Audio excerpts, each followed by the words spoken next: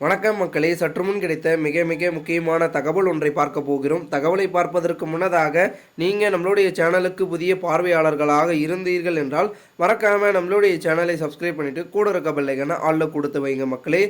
அதிமுக ஜெயலலிதா மறைவுக்கு பின் ஏற்பட்ட அதிகார போட்டியால் களங்கம் அடைந்துள்ளது.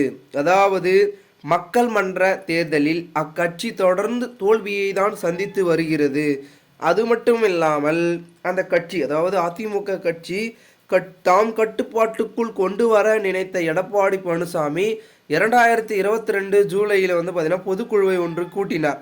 அந்த பொதுக்குழு பார்த்தீங்கன்னா அதிமுகவில் இடைக்கால பொதுச் செயலராகவும் பொறுப்பேற்றார். அப்பொழுது அதே சமயத்தில் தமக்கு போட்டியாக இருந்த 4 முக்கிய புள்ளிகள், அதாவது ஓபிஎஸ் உட்பட 4 முக்கிய தலைவர்களை அக்கட்சியிலிருந்து நீக்கிட்டார். அதற்கிடையில் பார்த்தீங்கன்னா இந்த 2023 ஆண்டில் ஈரோடு கிழக்கு இடைத்தேர்தல் வந்தது. அதில் இரட்டை இலை சின்னத்தில் யார் பயன்படுத்த வேண்டும் என்ற ஒரு சர்ச்சையும் அப்பொழுது எழுந்தது. அதே சர்ச்சை தற்பொழுது எழுந்திருக்கு. ஓகேங்களா? ஏன்னா திருப்பி ஈரோடு கிழக்கு இடைத்தேர்தல் வரப்போகிறது. ஓகேங்களா?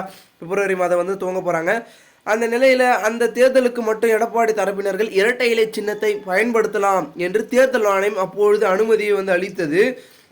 இந்த முடிவு நிலுவையில் உள்ள வழக்குகளில் பார்த்தீங்கன்னா வழக்குகள் இறுதி தீர்ப்பு உட்பட என்று பார்த்தீங்கன்னா தேர்தல் ஆணையம் ஒரு தகவல் குறிப்பிட்டிருக்காங்க. என்னென்னா, நம்மளுடைய திண்டுக்கல்லை சார்ந்த சூரியமூர்த்தி என்பவர் சென்னை உயர்நீதிமன்றத்தில் தாக்கல் செய்த மனுவு சட்டப்படி நடவடிக்கை வரை அதிமுகவை இரட்டை இலை சின்னம் ஒதுக்கக்கூடாது யாருக்கும் அப்படின்றத கடந்த பிப்ரவரி மாதம் தேர்தல் ஆணையத்தில் மனுவை அளித்தேன் அப்படின்னு அவர் மீண்டும் ஒரு புகாரை அளிச்சிருக்காரு. அதில் பார்த்தீங்கன்னா உட்கட்சி பூசல்கள் தொடர்பாக தாக்கல் செய்யப்பட்ட மனு முடிவுக்கு வந்தது. அந்த மனுவில் பார்த்தீங்கன்னா பெரும் அளவில் இரட்டை இலை சின்னம் யாருக்கு கொடுக்கணும் அப்படின்றத நீங்கள் தெளிவாக சொல்லணும் அப்படின்றத சொல்லியிருக்காங்க. அதனால் இதற்கான இறுதி வாதங்கள், அதாவது எழுத்துப்பூர்வமாக 2 பேருக்கு வாதங்கள், இரு தரப்பினர்களும் இது தொடர்பாக ஓபிஎஸ் உட்பட அனைத்து தரப்பினர்களையும் கருத்துக்களை கேட்க வேண்டும். அதன் பின்னர் கடந்த 23ஆம் தேதி முன்னாள் முதல்வர் CV பழனிசாமி சார்பில் தேர்தல் ஆணையத்தில் சண்முக ஆஜராகி இருந்தார். தங்களது அப்ஜெக்ஷனை பார்த்தீங்கன்னா அடங்கிய மனுவை தாக்கல் செய்திருந்தார். இதெல்லாம் பார்த்தீங்கன்னா வச்சு பார்க்க சொல்ல இவர்களுக்குள்ளே இருக்கக்கூடிய உட்கட்சி போசல்னால இரட்டை இலை சின்னம் பெரும் சிக்கலாக இருக்குது. அதை பார்த்தீங்கன்னா பெரும் விதத்தில் நடவடிக்கை எடுக்கணும், அதற்கு நீங்கள் தீர்வு ஒன்று காரணம் அப்படின்னு சொல்லி இப்போ பார்த்தீங்கன்னா அதற்கான ஒரு முடிவு எடுக்க போகிறாங்க. இதெல்லாம் தான் ட்விஸ்ட்டாக நம்மளுடைய ஓபிஎஸ் அவர்கள் வரார். ஏன்னா ஓபிஎஸ் அவர்கள் இப்பொழுது இரட்டை இலை சின்னத்தை தூக்கி, ஏன்னா முதல் தடவை கோட்டை விட்டார். அதாவது சரி, ஈரோடு கிழக்கில் பார்த்தீங்கன்னா ஒரு வேட்பாளரை நிறுத்தினார், எடப்பாடி ஒரு வேட்பாளரை நிறுத்தினார். 2 பேரும் நிறுத்தவே பார்த்தீங்கன்னா கொஞ்சம் போட்டி அமையும் அப்படி இப்படி பேச்சுக்கள் இருந்துச்சு. யார் பக்கம் இரட்டை இலை வாக்காளர்கள் போக போகிறாங்க அப்படி இப்படின்லாம் பேச்சுக்கள் போச்சு.